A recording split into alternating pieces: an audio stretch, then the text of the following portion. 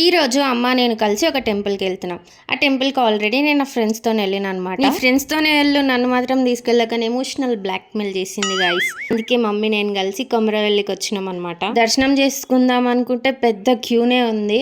దర్శనం అవ్వాలంటే minimum 5 hours పడుతుందంట.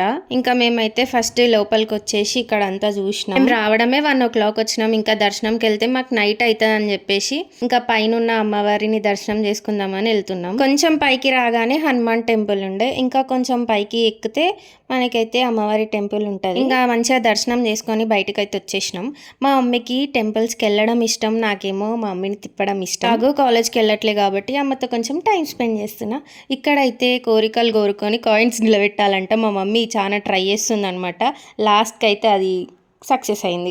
మనం చాలా టెంపుల్స్కి వెళ్తుంటాం, కాకపోతే ఈ టెంపుల్లో అయితే నాకు పూజలు కొంచెం డిఫరెంట్గా అనిపించినాయి. ఇంత దూరం వచ్చినాం కానీ స్వామిని మాత్రం దర్శనం చేసుకోలేదు. ఇంకా నెక్స్ట్ టైం ఎప్పుడైనా వద్దామని ఇంటికి వెళ్తున్నాం. ఉగాది తర్వాత అయితే కొంచెం ఖాళీగా ఉంటుందంట. ఇంకా మేమైతే బయట తినేసి ఇంటికి వెళ్ళిపోయినాం. బాయ్.